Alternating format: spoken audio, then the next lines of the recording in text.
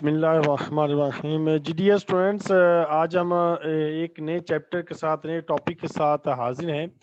Chapter number 11 flight का है, data storage के बारे में ये चैप्टर है।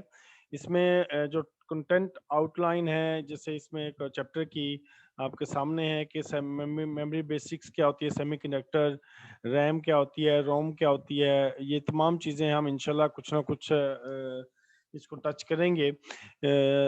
ये चीज़ें जो है आपने ये कंप्यूटर से रिलेटेड हैं, तो आपको काफ़ी इसमें होना भी होगी, इंटरेस्ट भी होगा और आपके लिए काफ़ी इंफॉर्मेटिव चीज़ें भी इसमें शामिल होंगी। आपको पता है कि लास्ट टाइम हमने जो चैप्टर नंबर 8 शिफ्ट रजिस्टर के बारे में पढ़ा है, वो उसका पर्पस आप बेहतर जानते हैं कि what is the purpose of shift register. It can store and move the data. कि शिफ्ट रजिस्टर जो है वो डाटा को स्टोर भी कर सकता है और डाटा को मूव भी कर सकता है।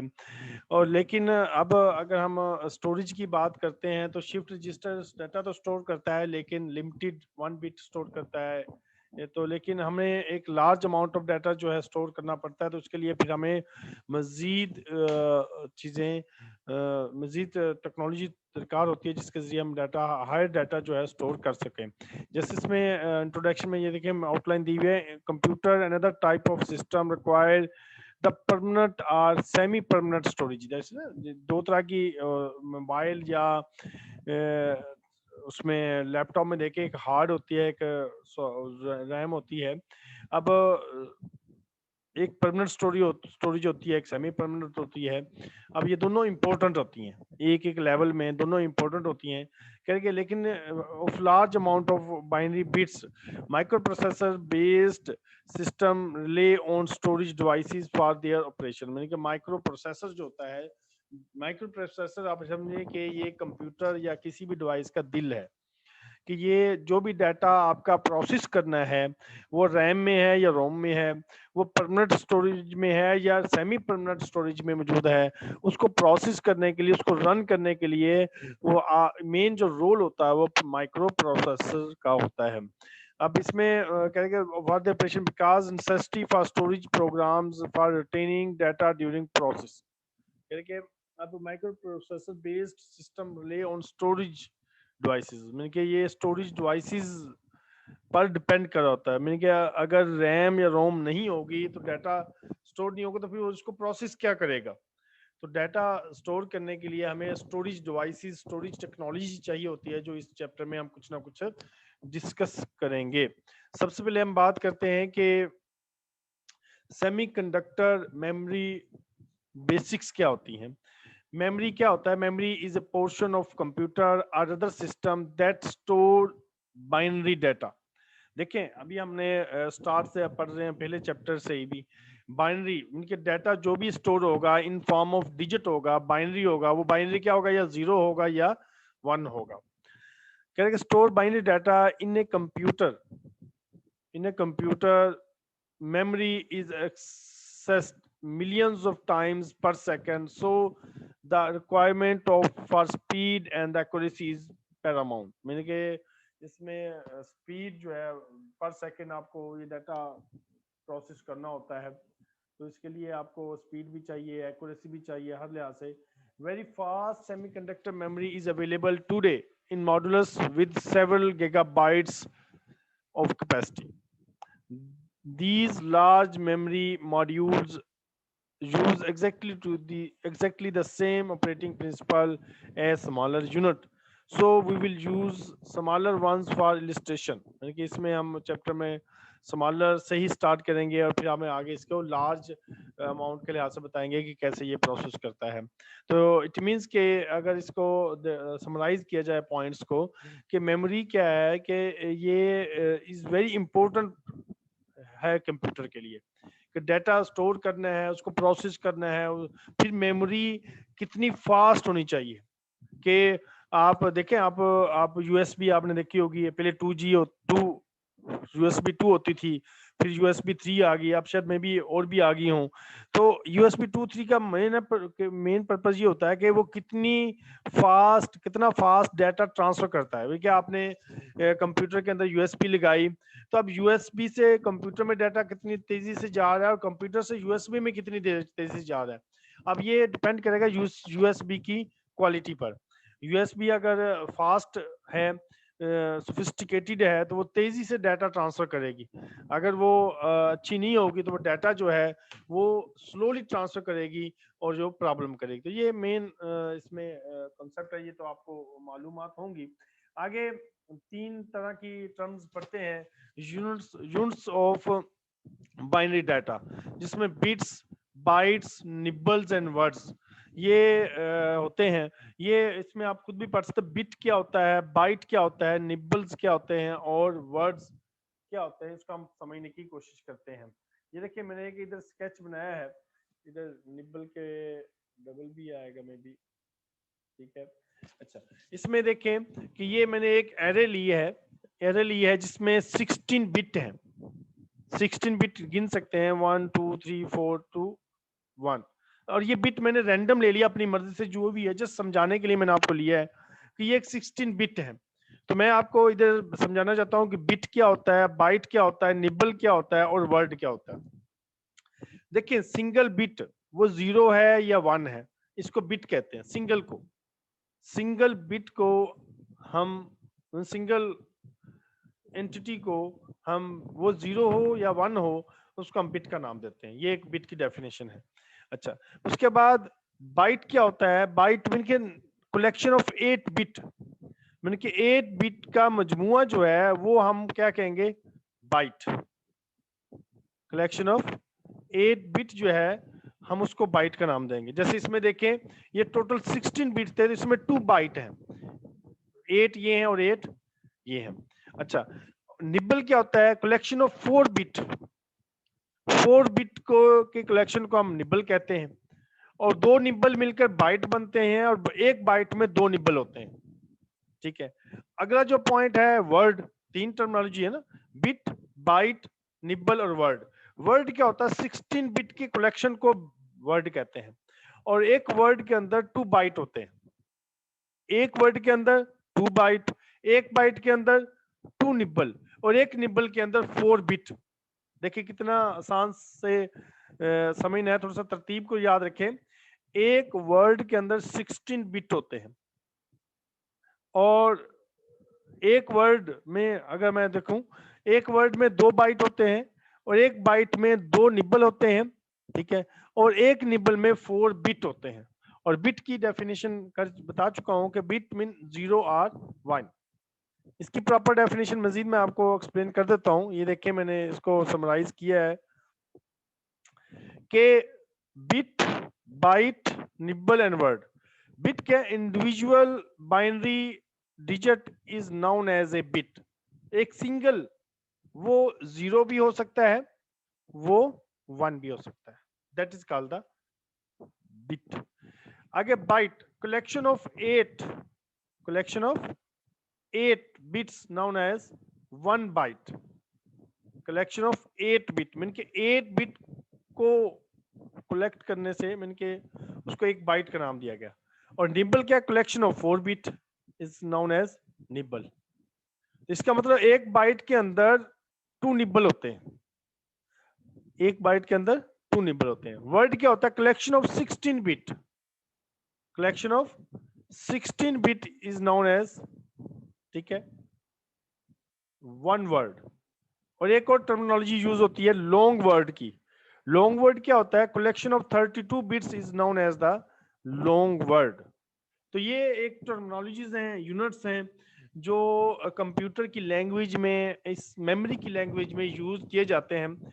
ये कोई नए वर्ड नहीं है, आप बहुत सारा यूज करते हैं। जैसे आप देखें कि आपका जो मेमोरी कार्ड होता है या मेमोरी डिवाइस होती है, किलोबाइट होती है, मेगाबाइट होती है, गीगाबाइट होती है, टेरा होती है, आगे सो ऑन।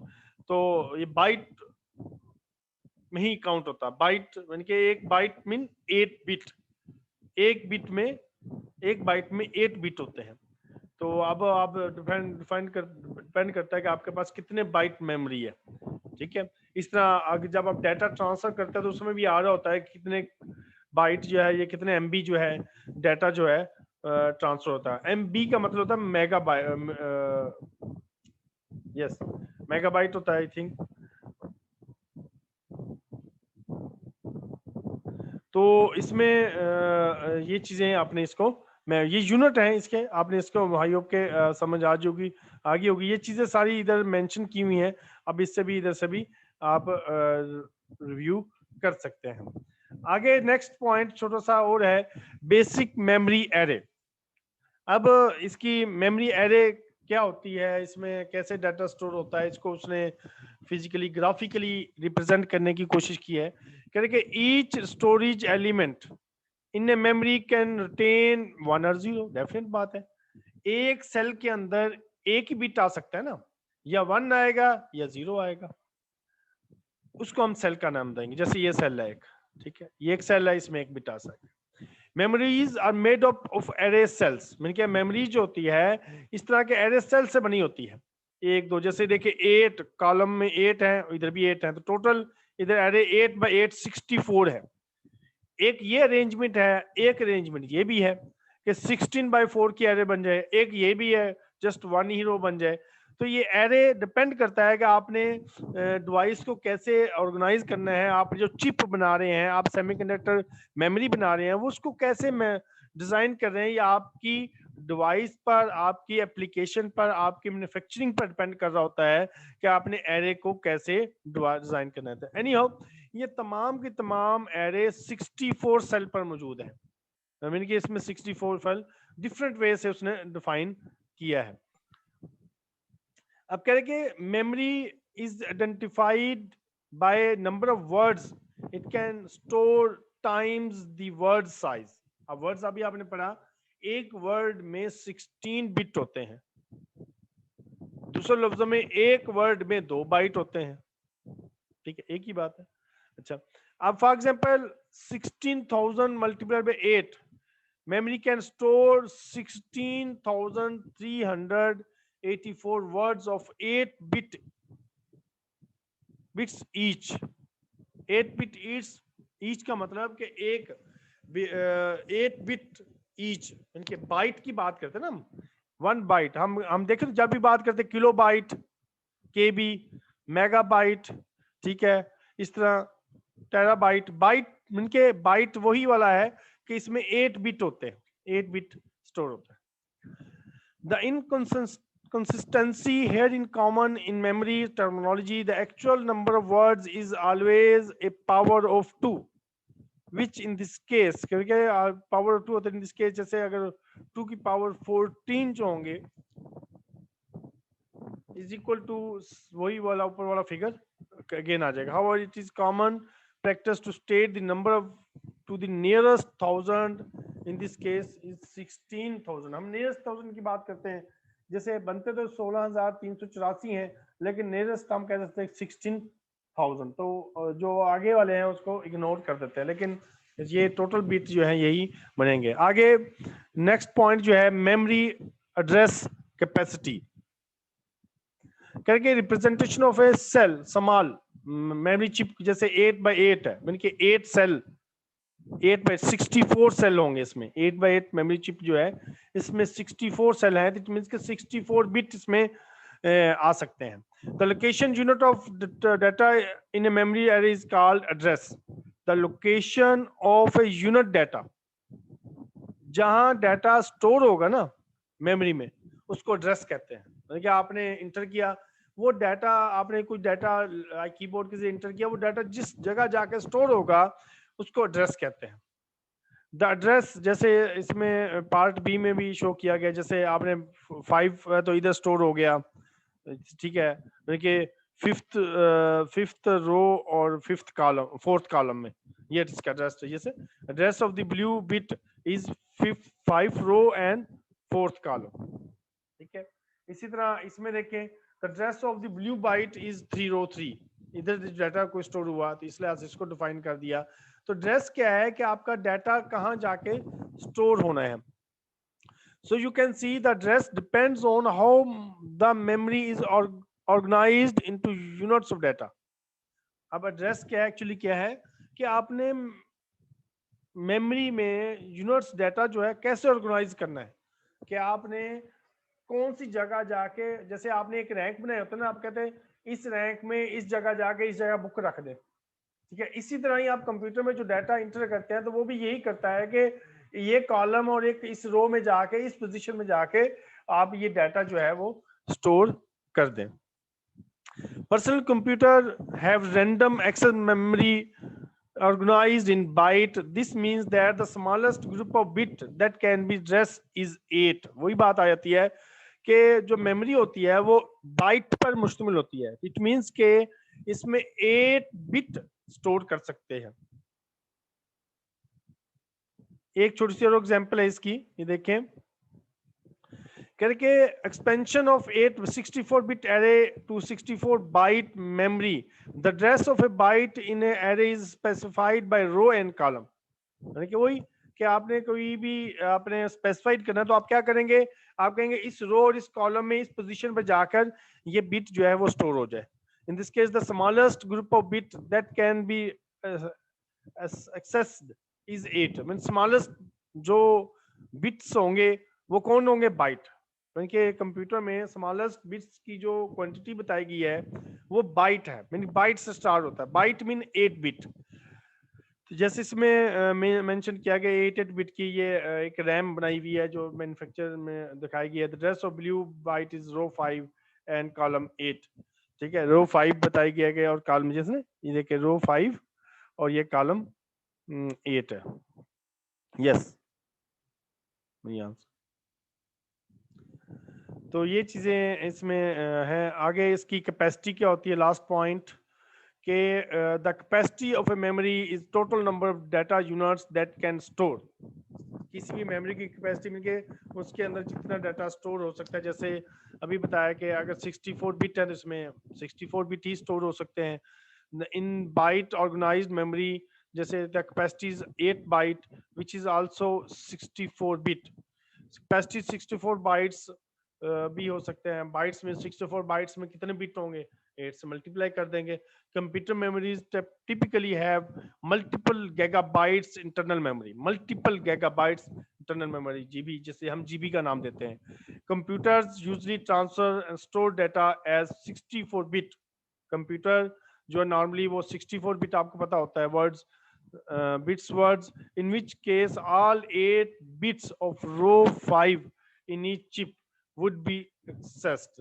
जैसे हर में 8 बिट जो है आप एक्सेस कर सकते हैं, स्टोर कर सकते हैं, और मिलके स्टोर भी कर सकते हैं और ले भी सकते हैं। तो अभी तक हम इधर तक ही रखते हैं, शार्ट सा पॉइंट है।